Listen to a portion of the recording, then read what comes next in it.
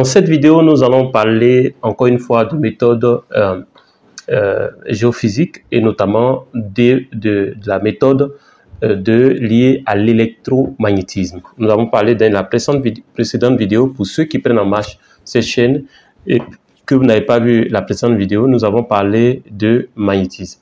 Dans cette vidéo, nous allons parler d'électromagnétisme. Notez que je suis Kwasi Justin. Mon but sur cette chaîne est de démocratiser la connaissance dans le domaine des mines et donc dans le domaine de l'exploration, de l'exploitation et de la réhabilitation d'un site minier. Alors, donc, notez que si vous êtes intéressé, si vous voulez investir dans le domaine des mines, j'ai une série vous pouvez me contacter par WhatsApp. Si vous êtes un investisseur, si vous avez un projet dans le domaine, nous pouvons en discuter et voir comment est-ce que je pourrais éventuellement vous conseiller. Donc, il y a une série d'accompagnements. Vous pouvez vous abonner à un accompagnement. Et j'ai aussi une série de formations liées au domaine des mines, notamment à travers mineprotraining.com, l'école pratique des mines, l'école pratique des mines, et aussi notre partenaire Kola Academia qui permet de faire des formations dans le domaine des mines et obtenir un certificat. Le domaine des mines, le domaine de l'environnement et beaucoup d'autres domaines. Alors, notez que maintenant sur cette chaîne, nous avons un système d'abonnement qui permet à ceux qui avoir cet abonnement-là. Donc, je parle souvent de Cloud Mine Pro, c'est un système d'abonnement qui va vous permettre, c'est privé, ça vous permet de recevoir des vidéos privées que je vais faire. Donc, il y a une série de vidéos que je vais faire uniquement pour ceux qui sont dans ce type d'abonnement privé. C'est un abonnement payant. Vous pouvez regarder dans la description de cette vidéo, vous allez le voir. C'est directement sur YouTube. Et donc, vous abonnez à un de ces abonnements et vous payez de façon mensuelle. Vous allez recevoir des éléments privilégiés. Je vais répondre prioritairement, par exemple, à vos préoccupations. Je vais pouvoir vous donner des coachings et organiser des conférences en ligne. Vous pouvez avoir accès à ces conférences et aux données liées à ces conférences. Donc, il y a tout vous regardez dans la description de cette vidéo, vous allez voir les avantages de chaque type d'abonnement. Alors, sans plus tarder, nous allons aborder le thème d'aujourd'hui, le sujet d'aujourd'hui qui porte sur l'électromagnétisme. Alors, c'est quoi l'électromagnétisme? Comment fonctionne-t-il? Alors, notez que l'électromagnétisme a été découvert en 1832 par Faraday et Henry. Et Michael Faraday et Henry. Et notez que l'électromagnétisme, si vous prenez par exemple le cas d'un champ électromagnétique primaire, ce champ-là est induit, donc il va être induit dans je dirais, un conducteur et qui à son tour va produire ce qu'on appelle un champ électromagnétique qui est secondaire et dans le sens contraire. Alors, lorsqu'on a cette induction de champ magnétique, du champ électromagnétique primaire qui va générer, si vous voulez, à son tour, il va produire un champ électromagnétique secondaire. Alors, on induit ce qu'on appelle un courant primaire et j'essaie de faire quelques petits résumés. Et par ce courant-là, ce courant primaire qui est induit, on va mesurer ce qu'on appelle, on va mesurer en fait la réaction que ce courant va entraîner. Alors, notez que on va avoir un récepteur qui va mesurer la différence entre que nous allons trouver entre un courant alternatif et en partie de cette différence, donc la différence entre un courant primaire et un courant secondaire, soit en termes de retard, donc on va mesurer la différence en termes de retard par exemple, donc on parle de time domain avec un signal on parle de time domain si vous voulez, soit en termes de fréquence, d'accord, on parle de frequency domain, vous pouvez les retrouver dans les documents. Donc, comme je l'ai dit, on va utiliser par exemple un récepteur qui va mesurer dans le processus, qui est un récepteur qui va mesurer, d'accord, la différence entre le courant primaire et le courant secondaire. Et cette différence-là va se faire, donc cette mesure de différence va se faire soit en termes de retard, d'accord, soit en termes de fréquence.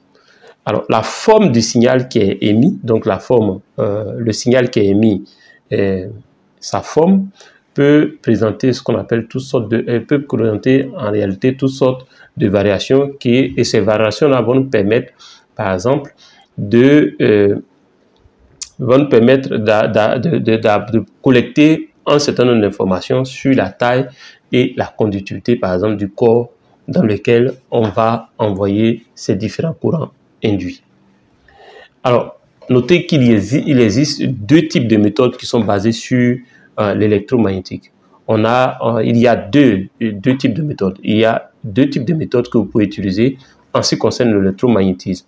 La première méthode, c'est ce qu'on appelle les méthodes actives, où dans ces méthodes actives-là, ce qu'on fait, on va induire un courant. Alors, ça peut être à partir d'un avion, on va induire un courant. Dans certains cas, ça peut être à partir d'hélicoptères. On va induire un courant qui, à partir d'une sonde, et on va induire un courant soit au sol ou dans le fourrage. Et on a l'autre méthode qui est la méthode passive, où on va utiliser ce qu'on appelle les fréquences de radio militaires.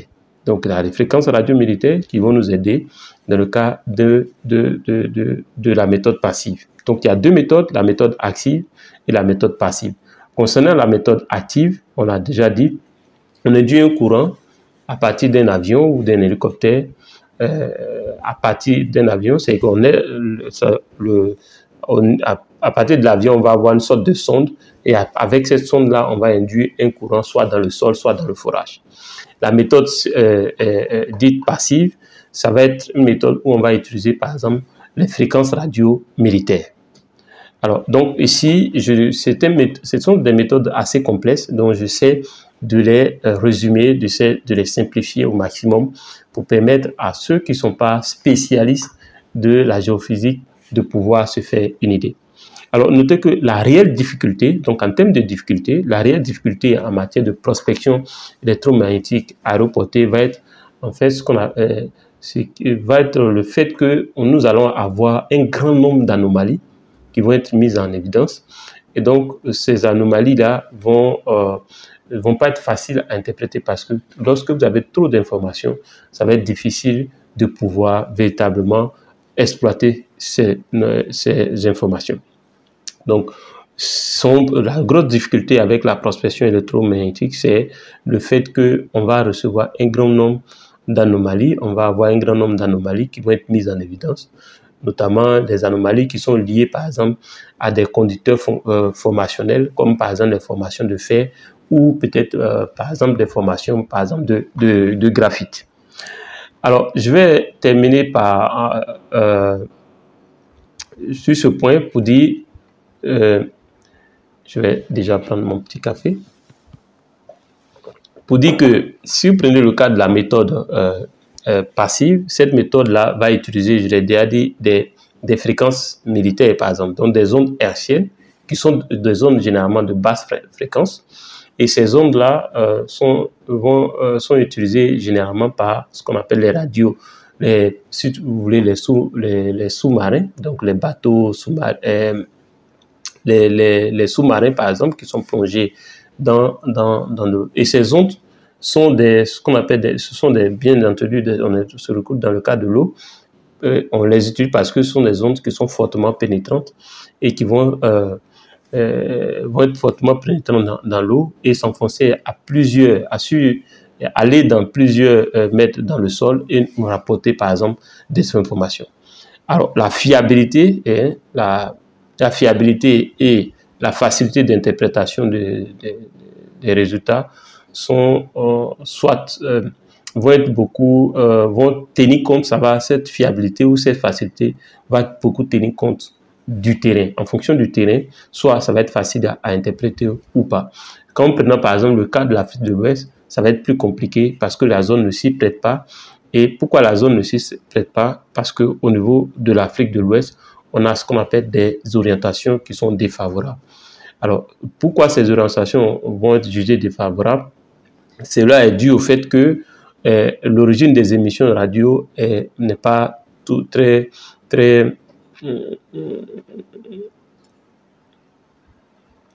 n'est pas toujours exploitable. Donc, les émissions radio au niveau de l'Afrique de l'Est sont difficiles à exploiter et donc ce qui va agir sur la fiabilité. Alors, donc, pour avoir une fiabilité au niveau de la méthode électromagnétique, cela va dépendre du terrain sur lequel vous opérez. Et aussi, l'autre difficulté, c'est la trop grosse anomalie, la trop grosse information anormale que cette méthode permet de collecter sur de grandes surfaces. Si cette vidéo vous a plu, faites-moi un gros like. Je suis Kwasi Justin. Notez que si vous avez besoin de formation concernant les logiciels, concernant les méthodes d'exploration, d'exploitation, concernant les questions de géochimie, de forage RC, de forage DD, les questions d'exploitation minière, les questions de réhabilitation d'un site minier et les questions qui touchent globalement le volet mine, environnement, HSE. Vous êtes à la bonne adresse. Vous allez voir dans la description de cette vidéo le lien pour aller sur mineprotraining.com pour des formations ou école pratique des mines.com ou bien entendu Kola Academia qui est un centre de formation agréé par le FDFP et qui vous permet de suivre des formations et posséder des certificats. Si cette vidéo encore une fois vous a plu, faites-moi un gros like, cliquez sur j'aime, partagez au maximum, commentez. Et pour ceux qui sont spécialistes du domaine de la géophysique, vous pouvez compléter ces informations que je viens de donner pour que le maximum de personnes puissent en profiter. Sans oublier les formules d'abonnement qui sont disponibles maintenant pour ceux qui veulent profiter des offres spécifiques que je fais et qui ne sont pas livrées au grand public. Merci et on se retrouve à la prochaine vidéo.